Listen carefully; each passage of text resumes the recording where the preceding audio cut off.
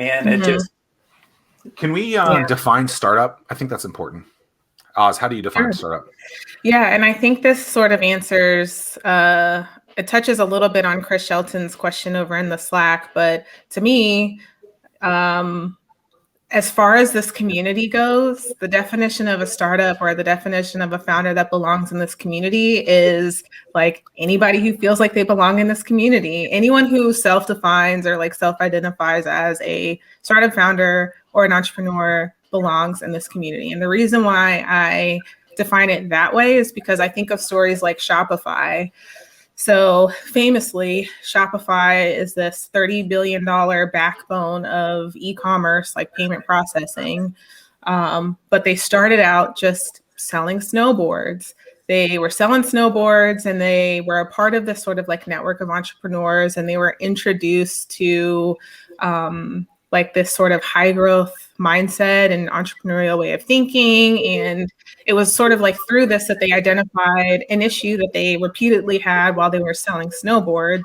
And their solution to the issue that they were having selling snowboards became like a simpler payment processing system that like opened up the floodgates for e-commerce entrepreneurs. And so I don't want to like narrow the definition of a startup or exclude anybody with this definition of a startup or a founder from this community, because, you know, I think that like it's a very big tent. And once you are included in this community and you can sort of like navigate around and you're getting little bits here from this conversation and you're getting little parts here from this like drinks downtown thing, I think it starts to evolve your business and your mindset into something that's more high growth. And so, yeah, my definition of a startup or a founder is anyone's definition. Well, yeah. I mean, look at a company like a Chipotle, right? I think I've even talked about them way back when. You know, they were one shop, and I don't even think he was trying to expand at that point. It just got so popular, right? At some point in the early 2010s, I thought that Froyo might be that thing, right? And Skinny Dip locally could have been that. I don't think they progressed into the accelerant that I thought they would, but you got something like the local wing joint Dirty Buffalo that's trying to grow into that kind of thing. That could happen, right? I mean, you could become the next big brand, yet because they're under the wrong word, you could see something wrong there. Yeah. Totally. Yeah, that's absolutely right. Yeah, I mean, I agree with you, Aaz, in the sense of, from a general term, startup, entrepreneur. I mean, they're synonymous that, hey, anybody, the phrase that I always use with everybody is like, you know, everyone is good enough, but no one is too good. I mean, it's like, welcome, you're part of it. And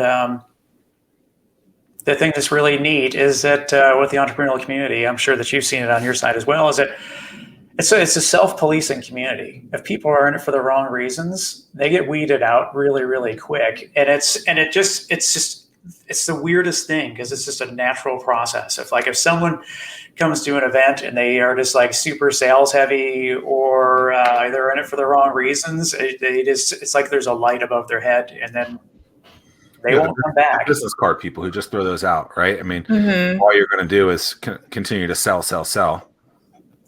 Because, I mean, I think that over time, I mean, everyone's, motive comes out. I mean, it's not a bad thing if you have, if you want to generate sales, if you want to meet with people, if you're trying to find someone to hire, whatever the case is, everyone's got a reason they're doing things. But a lot of times, from a grassroots effort, I mean, we're building the community. And sales 101 too, though, in that, Tim, right? Where it's like you don't buy from someone the first time you meet them, likely, right? So what's the process of that? And so, But that's the whole thing. Like where I'm going with this is, it's like we're not coming in from the top saying that we're just looking for deal flow. You're not an investable company. We're there with everyone, working with them, and then because we have this 10 to 20 year plan, we see these companies grow. But like right now, I mean, a VC or an angel may come in and they're looking for deal flow right now. The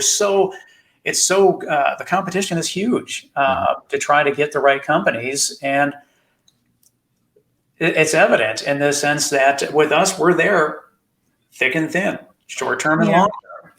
Yeah. And so going back to this like conversation of like who's included, who should be a part of this community, how does this community grow?